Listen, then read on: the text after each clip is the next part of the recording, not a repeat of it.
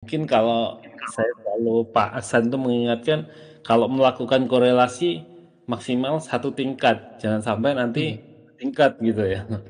Betul betul. Ya, karena makin banyak, ininya kan, asumsinya jadinya, Pak. Tuh.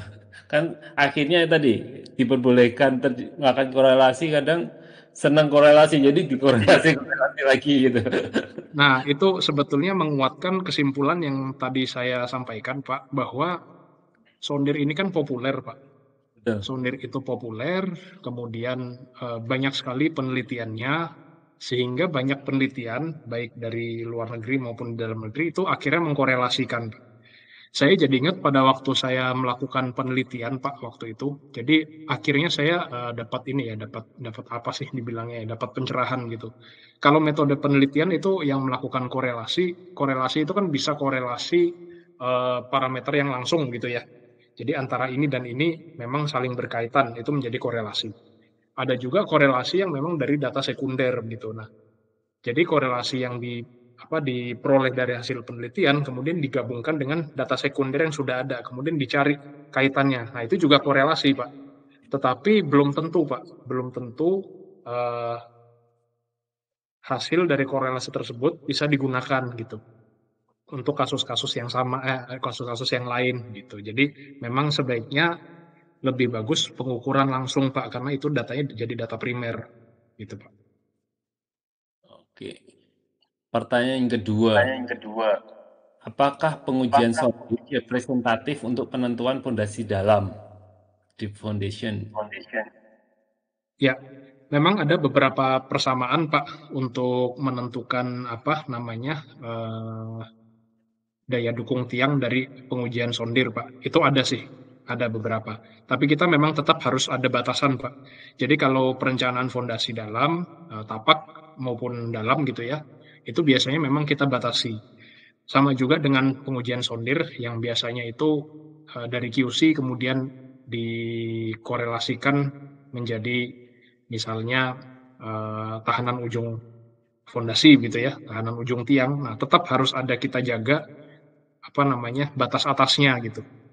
Gitu. Karena ada memang di dalam fondasi itu textbook fondasi pun juga ada, Pak.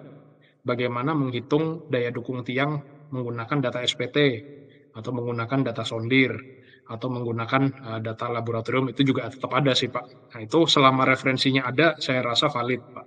Tetapi memang kita harus punya batasan. Itu kalau dibaca pasti ada batasan-batasannya. Nggak boleh lewat dari sekian.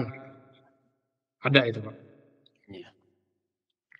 Nah ini eh, pertanyaan ketiga, bagaimana menentukan korelasi nilai QC dengan SPT? Ini juga pertanyaannya berikutnya dari Pak Mas Matrix Oscar ini membandingkan hasil sondir dengan SPT gitu. Oke. Saya lupa rumusnya, Pak ya, tapi ada, Pak, sebetulnya.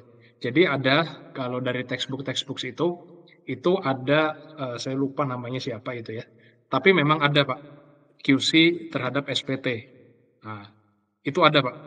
Ada. Nanti kalau ada nanti saya ingetin aja, Pak, untuk saya share gitu referensinya. Tapi kalau misalnya diketik misalnya Bapak nggak sabar gitu ketik di Google itu ada pasti. Banyak sekali, Pak, itu cara untuk mengkorelasikan itu, Pak, QC dengan SPT. Bisa, bisa. Kalau misalnya mau lebih spesifik, dalam satu proyek, Pak, dilakukan pembanding, Pak, gitu. Jadi yang titik yang berdekatan, dicek aja. Pasti nilai QC dengan SPT-nya itu bisa ketahuan, gitu. Jadi sebenarnya tadi ya bisa untuk cek juga ya hasil boringnya sama apa namanya sondirnya itu apa namanya sudah sesuai belum gitu ya Pak ya? Ya, polanya itu bisa kelihatan.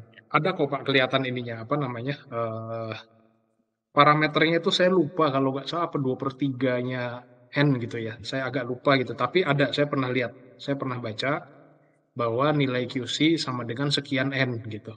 Hmm, Itu ada referensinya ada. oke. Pertanyaan yang keempat, apakah nilai lawan banding geser dapat menentukan jenis tanah pada lapisan tertentu? Lawan banding geser. Oh, yang dimaksud ini friction ratio. Oke. Kalau kalau tidak salah ya, karena saya lawan banding geser bahasa Indonesia kadang-kadang ditranslate langsung dari textbook begitu ya, jadi lawan banding geser gitu. Kalau yang dimaksud adalah friction ratio, ya betul Pak, karena memang eh, jenis jenis perilaku tanah itu larinya datangnya dari dua parameter itu. Kalau kita punya data sondir mekanik, maka kita mengorelasikan antara nilai QC dengan friction ratio itu. Di tabelnya Robertson tadi, di chartnya Robertson tadi, itu tuh ada tuh. Jadi kalau QC-nya sekian, RF-nya sekian, maka dia jatuhnya di kelas apa gitu, klasifikasinya apa. Nah, kalau kita menggunakan CPTU, isokon, itu kita punya dua parameter yang dipakai untuk menentukan jenis perilaku tanahnya. Satu menggunakan RF, grafiknya yang tadi. Satu lagi menggunakan BQ, pore pressure ratio. Grafiknya ada lagi. Gitu. Nah, itu bisa digunakan untuk menentukan lapisan. Nah, memang fungsinya RF, friction ratio dan pore pressure ratio adalah itu, Pak, untuk klasifikasi jenisnya, Pak. Gitu. Oke. Nomor 5. Berapa jarak maksimal titik uji sondir CPT ya. Apa namanya kan tadi kan tertentu itu kan apa namanya cuma diatur tanahnya kadang itu. Pengambilan titiknya harus di sini atau apa itu gimana, Pak? Kalau jarak maksimal tidak ada, Pak. Maksudnya jarak maksimal itu artinya paling jauhnya ya. Ya. Nah, ada, Pak. Jadi kalau di SNI itu kan ada tuh untuk apa namanya? Nah, ini tidak hanya berlaku buat uji sondir, Pak ya. Untuk soil test secara umum, Pak. Itu kalau uji untuk bangunan-bangunan di atas 7 lantai, itu kan disyaratkan eh, per grid 10 kali 30, Pak. Gitu. Contohnya itu. Kalau untuk yang lain-lain itu bisa lebih ini. Nah, misalnya bangunan kurang dari antara 4 sampai 7 lantai. Nah, itu satu titik setiap 400 meter dengan pola grid 15 kali 40. Nah, minimum 2 titik per gedung. Gedung kurang dari 4 lantai itu satu titik setiap 600 meter dengan grid 25 sampai 50 meter dengan minimum satu titik per gedung ya. Nah, itu di tabel 2-nya SNI 8460 itu ada, Pak. Bisa disimak di situ, Pak. Sudah ada di SPT. Ada di SNI. Oke. Pertanyaan berikutnya dari Nandar Daryah. Apa yang harus dilakukan jika kondisi reaksi terlampaui, di mana angkur terangkat pada bacaan uji konus masih kecil, belum mencapai 200 kg per cm persegi? Ya. Kalau memang datanya belum memadai, Bu, ini Pak Rusnandar atau Bu Rusnandar nih, mohon maaf ya. Berarti harus ditambah sistem bebannya, Pak, atau Bu. Gitu. Jadi bisa ditambahkan counterweight.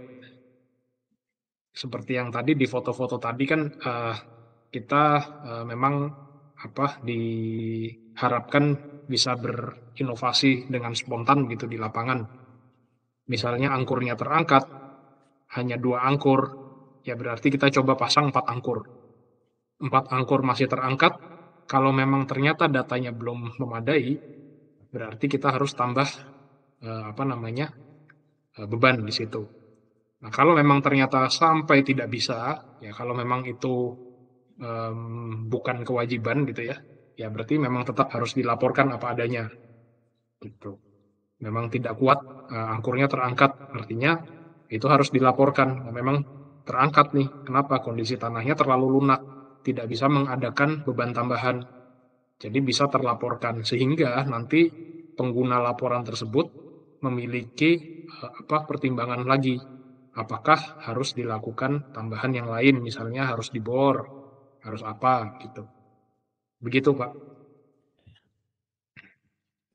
Berarti mau nggak mau harus jawab atau apa ya tadi seperti tadi tambah angkur gitu ya Pak ya. Iya, biasanya kalau kami, Pak ya, kawan-kawan itu mereka lebih senang pasang 4 angkur, Pak. karena mereka capeknya sekali. Jadi di awal capeknya. Kalau misalnya hanya pasang 2 angkur, mungkin tidak capek dipasang untuk masang angkur. Tetapi nantinya ketika wah ternyata ngangkat gitu ya, pada akhirnya mereka harus masang lagi 2 angkur, mereka harus setting ulang, kemudian harus apa namanya harus harus ngambil data lagi dari awal gitu karena data apa lubangnya kan menjadi berbeda gitu. Nah, mendingan dari awal aja 4 gitu. Kecuali kalau memang kita yakin bahwa oh ini nggak mungkin terangkat nih, ya sudah kita pasang 2 angkur aja gitu. Tidak pasang angkur pun juga bisa sebetulnya kalau kita punya counterweight yang kuat gitu. Misalnya pakai blok beton gitu ya ditumpuk 2 gitu. Nah itu kan sudah pasti ada 8 ton sendiri di atas. Berarti sudah pasti bisa digunakan gitu. Oke, berikutnya Pak Sarjono, ini sudah terjawab di SNI 860 sudah jelas Pak untuk jumlah titik sondirnya ya. Oke, ini dari Pak Asnawi. Tadi sebenarnya sudah dibahas juga nih daerah rawa.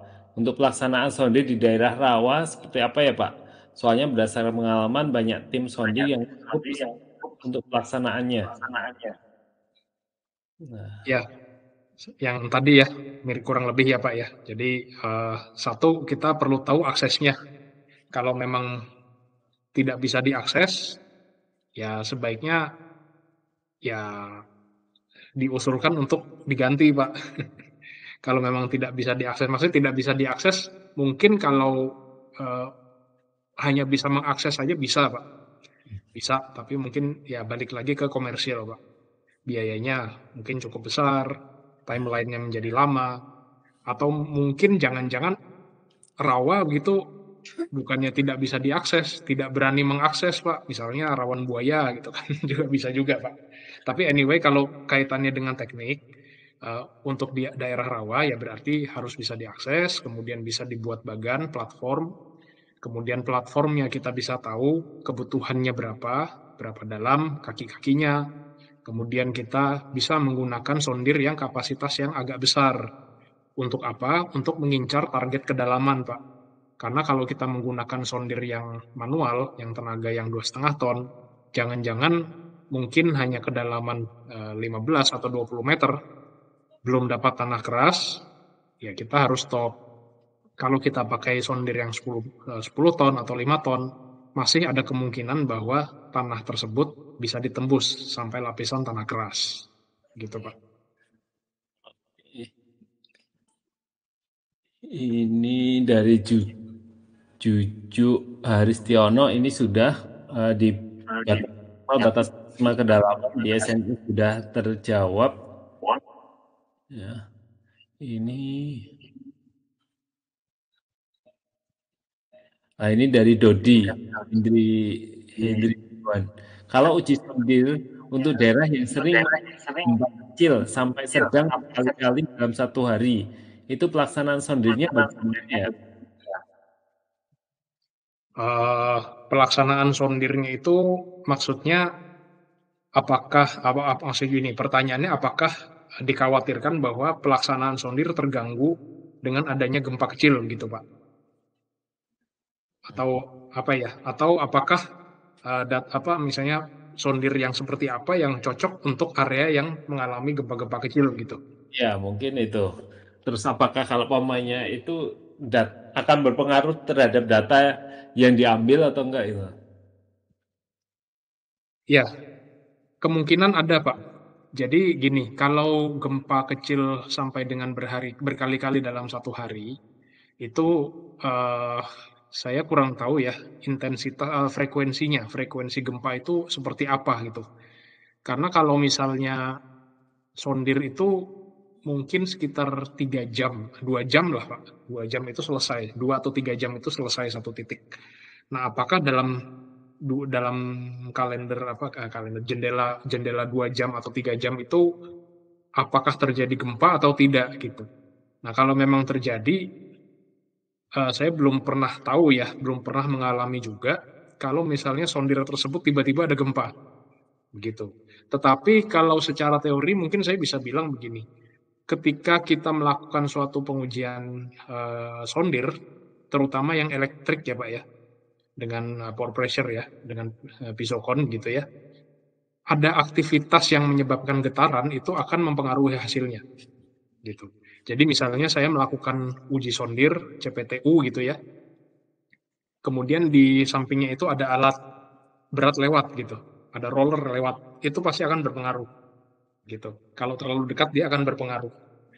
Tetapi kalau misalnya spesifik kasusnya adalah mengalami gempa kecil, kalau saya rasa ya berarti nanti jadi colong-colongan waktu, Pak. Moga-moga pada saat melakukan tes tidak terjadi begitu gempanya. Tapi terus terang saya belum pernah mengalami kejadian pada saat nyondir itu kemudian ada gempa gitu.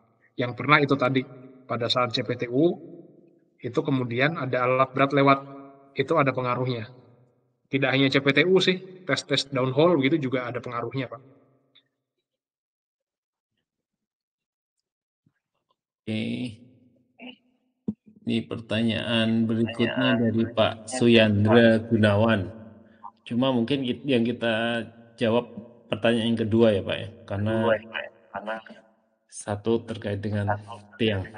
Oke, alat sondir yang terkini, apakah bisa mengklasifikasi jenis tanah? Ya, Pak Suyandra, ya.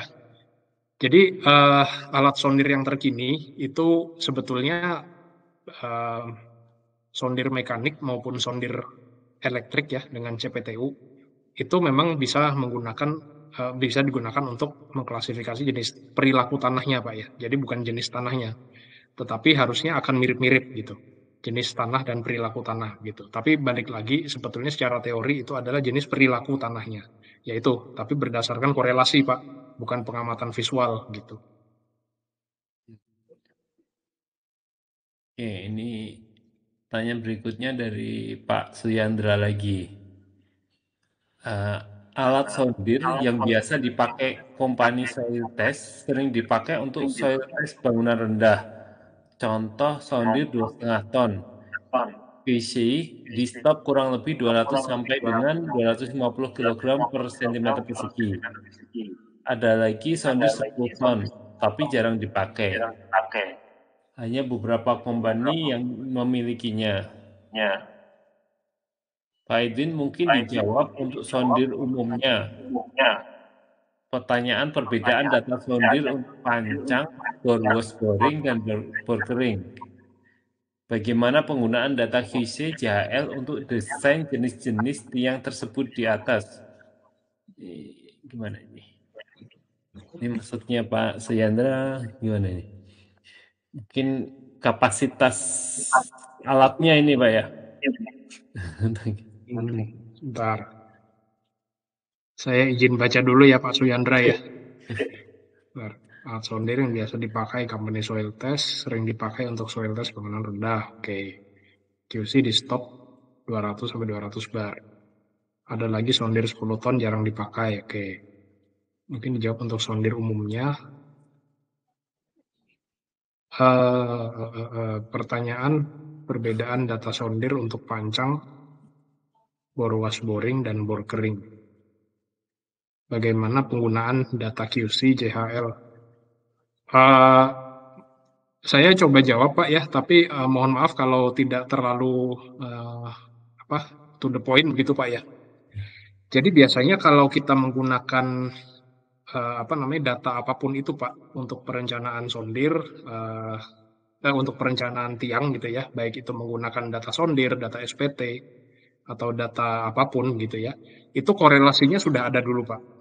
Jadi data sondir dikorelasikan menjadi pancang itu ada gitu. Kemudian data bor maksudnya SPT gitu ya, dikorelasikan menjadi apa daya dukung tiang itu ada juga. Nah, yang membedakan itu antara tiang pancang, tiang bor was boring dan tiang bor kering itu biasanya batasannya, Pak. Jadi misalnya kalau misalnya kita punya tiang pancang, kita bisa batasi, katakanlah misalnya Pak ya, QC-nya apa namanya tahanan ujungnya itu kita batasi sampai 1.600 ton per meter persegi gitu. Tetapi kalau untuk bus boring misalnya kita hanya batasi misalnya 400 ton per meter persegi gitu.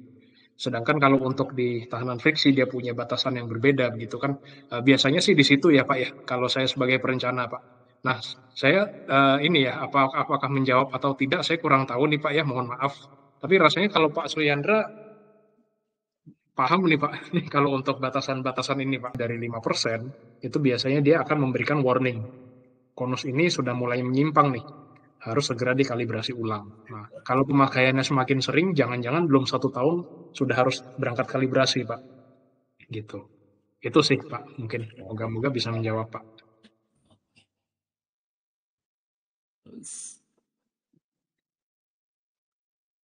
Ini dari Widi Yoga Wahyudiatmi.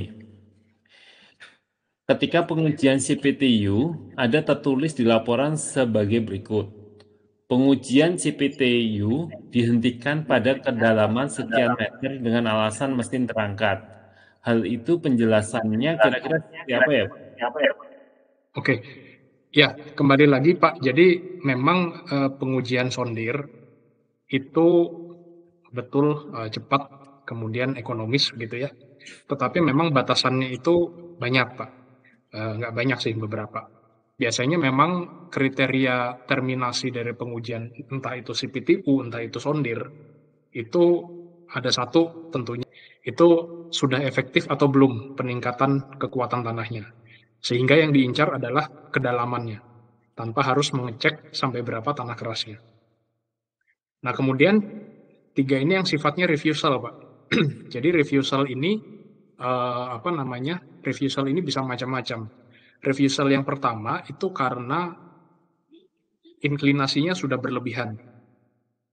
Karena apa ya? Karena stangnya bengkok gitu, bengkok di permukaan atau inklinasinya sudah tinggi gitu ya. Karena kan kalau kita menekan dia ketemu nabrak suatu material yang agak boulder sedikit atau kerikil gitu. Nah, stang itu dia yang awalnya memang dia vertikal, dia akan membengkok begini. Nah, membengkok ini itu ketika diteruskan lama-lama dia akan terus begitu terakumulasi gitu bengkoknya.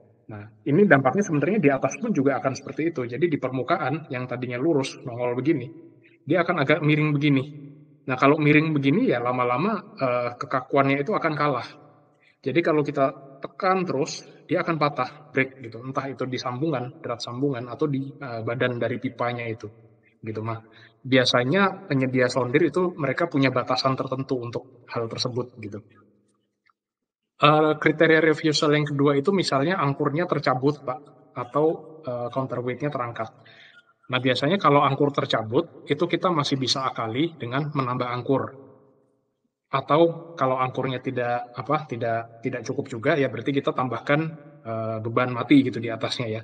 Tetapi memang pada kondisi-kondisi tertentu, itu kita sudah tidak bisa, Pak. Nambah angkur sudah tidak bisa, atau sudah ditambah angkurnya, tetapi tanah permukaannya sedemikian lembeknya, gitu lunak, sehingga tetap terangkat. Kemudian kita tidak bisa mengadakan eh, beban-beban tambahan. Nah, otomatis seperti itu tidak bisa dilanjutkan. Nah, kurang lebih mungkin alasannya seperti itu, Pak. Gitu. Dan kita pun sebagai user dari data sondir, ya sebaiknya kita juga paham, Pak, bahwa pengujian sondir ini bukan pengujian yang bisa mendapatkan semua parameter gitu, Pak. Bisa bisa benar-benar mulus gitu. Pasti akan ada dijumpai beberapa kasus seperti itu, Pak. Eh, Tapi Pak Edwin, kalau seumpamanya ini kan tertulis di dalam laporan, berarti intinya datanya akhirnya kan ketika itu terangkat nggak bisa dilanjutkan, berarti kan datanya kan fail ya Pak, nggak bisa dibaca, maksudnya nggak bisa digunakan ya. Sampai dengan kedalaman tersebut masih bisa, Pak. Oh, maksud saya Gitu. ketika ini kenapa dia pemainnya nggak dilakukan pindah titik atau apa gitu supaya kan umpamanya tadi mesinnya terangkat. Tadi kan bisa saja karena apa namanya convertnya kurang atau apa kayak gitu kan, Pak. Ya. Kenapa nggak kalau posisi ketika terjadi seperti itu apakah dia harusnya itu pindah tempat gitu pindah titik atau ya umpamanya di titik ini sampai terangkat datanya dihentikan ya udah laporannya seperti itu Pak gitu. Ya, memang begini Pak, pada akhirnya itu akan kembali ke spesifikasi Pak. Jadi kalau misalnya spesifikasi pengujian itu menyebutkan atau mensyaratkan bahwa perencana nih yang bikin spek kan, perencana dia pengen tahu tujuan dari pengujian sondir ini adalah untuk mendeteksi tanah keras. Nah, belum tanah keras terangkat, nah itu relatif tidak bisa dipakai begitu kan Pak. gitu kan? Karena ya saya mengetes sondir tujuannya adalah untuk memperbanyak posisi kedalaman tanah keras gitu. Nah, kalau memang kondisinya seperti itu, sebaiknya disampaikan di awal bahwa si penyedia jasa sondir ini memang diberikan tugas syarat bahwa memang harus seperti itu. Nah, itu harus dimasukkan di dalam penawaran. Jadi sehingga ketika ada apa namanya, ada kondisi di mana dia harus mengetes, tujuannya adalah ini loh, untuk mencek sampai dengan tanah keras. Nah, artinya si penyedia sendiri itu harus sudah bisa mempertimbangkan, oh, kalau memang kondisinya seperti ini, ada baiknya saya survei dulu nih, atau dikasih misalnya foto-foto nih, area ini kurang lebih seperti ini. Jadi ketika mereka menyediakan penawaran, mereka sudah memperhitungkan, oh, di area ini kayaknya nih saya nggak kuat nih kalau pakai angkur. Saya harus nambah beban. Nah, nilai tersebut dimasukkan ke dalam penawaran. Nah, yang menjadi apa namanya, yang menjadi tertulis di laporan bahwa pengujian dihentikan pada kedalaman sekian meter karena mesin terangkat, itu biasanya balik-baliknya ke komersial, Pak.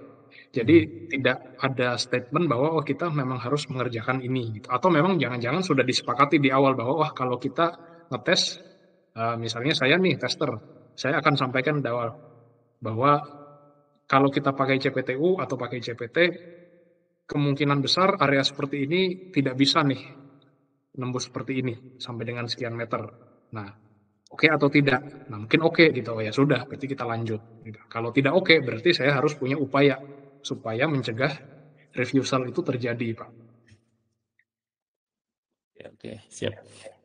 Menarik ini ya. Menarik, Pak. Oke, ini pertanyaan apa namanya dari Pak Zainuddin.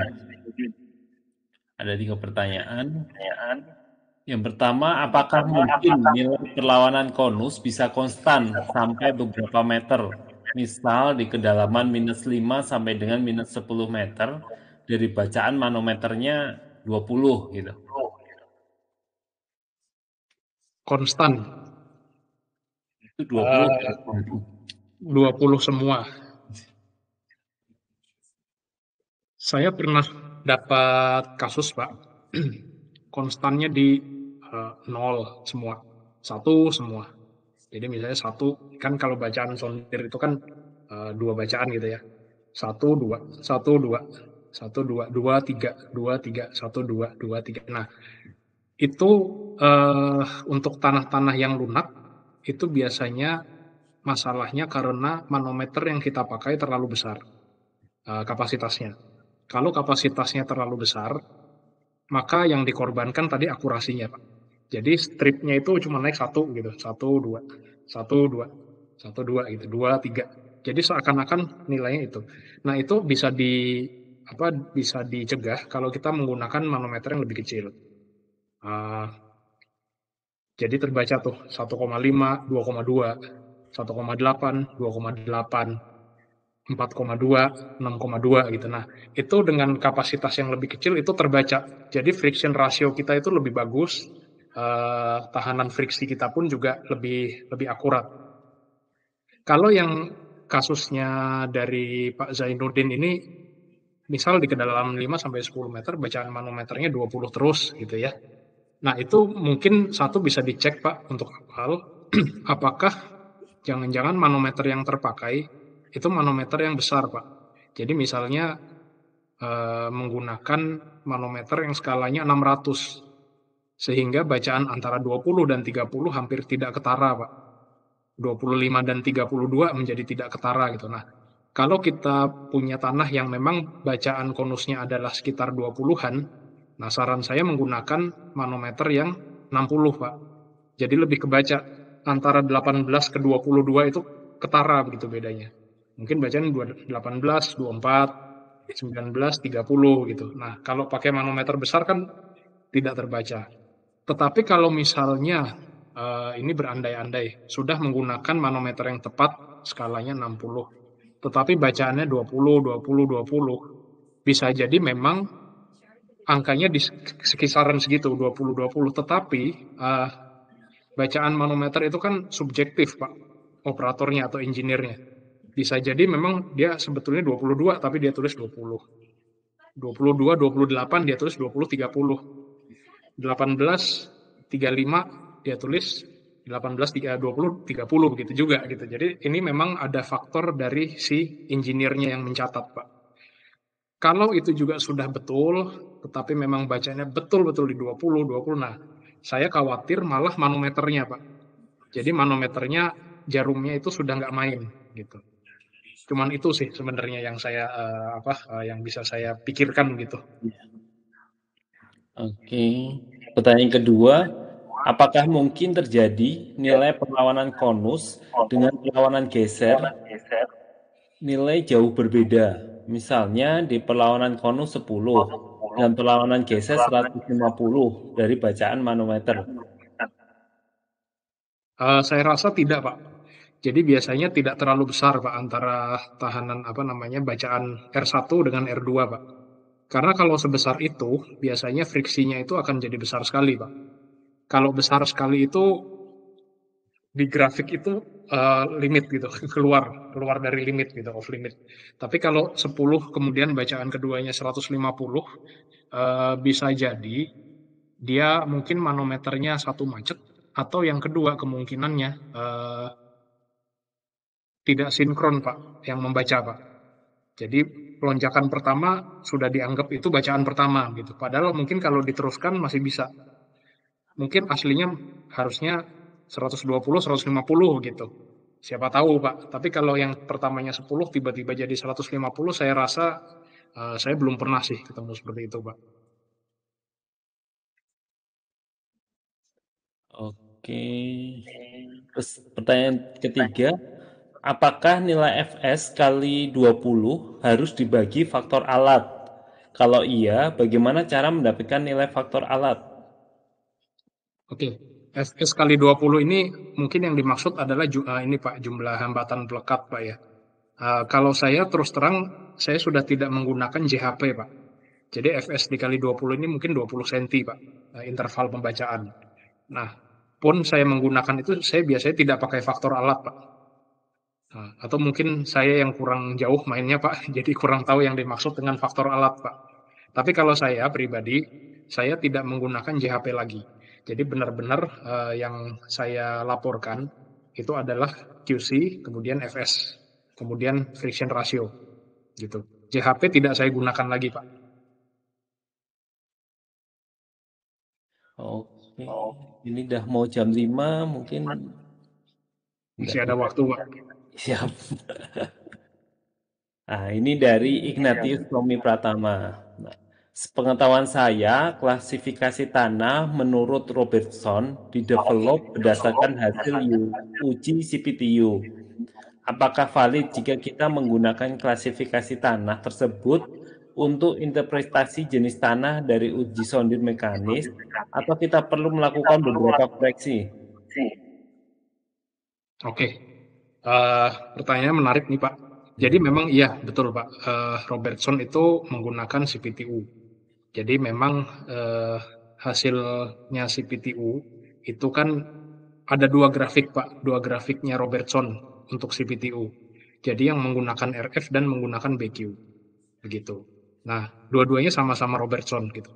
Tetapi kalau kita menggunakan menggunakan uji sondir biasa, itu masih bisa kita menggunakan yang RF, Pak.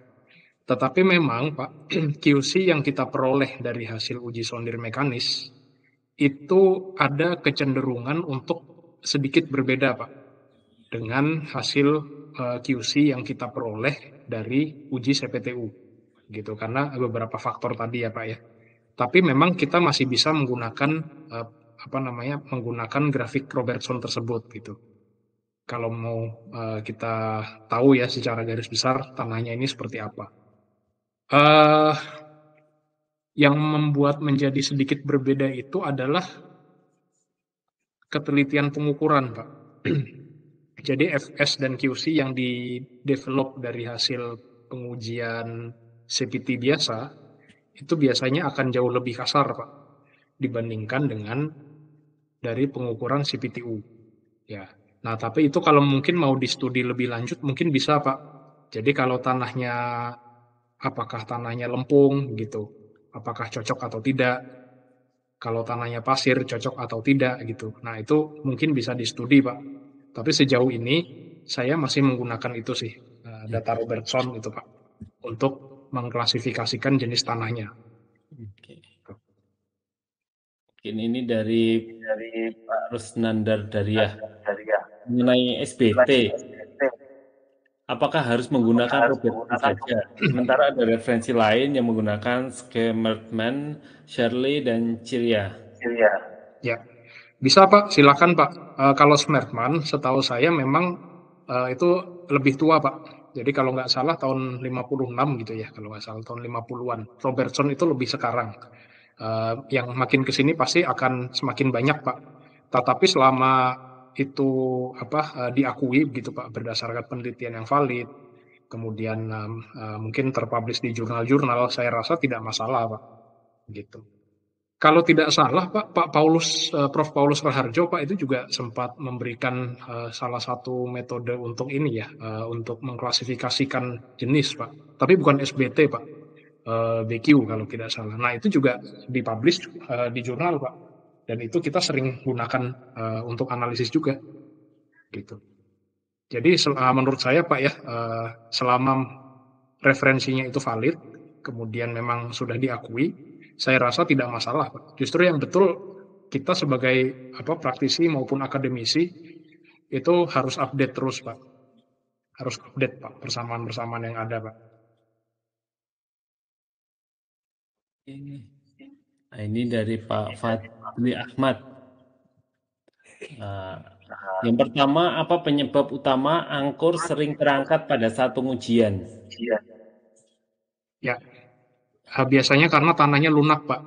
Jadi tanahnya terlalu gembur atau bekas tergenang gitu ya, pinggir sungai, bekas tergenang, lumpur begitu kan, sehingga terangkat. Nah, itu sering terjadi, Pak. Terus yang kedua, sering kami menemukan nilai Fs sama dengan 0. Apakah tanahnya sangat lunak? Ya, tanahnya lunak. Ya, sebetulnya tidak selalu karena lunak, Pak. Kalau Fs ya. Kalau QC-nya 0, mendekati 0, itu tanahnya lunak, Pak. Tetapi kalau Fs-nya 0, itu artinya friksi selimutnya itu mendekati 0, gitu. Tetapi sebetulnya begini, tidak 0 persis ya, karena kalau 0 persis angkanya itu kemungkinan besar karena ketelitian alat. Tetapi kalau secara teori, Fs yang kecil, ya bukan 0 tapi kecil, itu lebih karena bacaan pertama dan keduanya itu eh, berdekatan, Pak. Jadi selisih antara bacaan pertama dan kedua itu berdekatan. Misalnya QC-nya nggak kecil, atau QC-nya kecil juga bisa, misalnya 4 dan 5 gitu. 4, 5, 4, 5 itu kan Fs-nya kan selisihnya kan antara yang pertama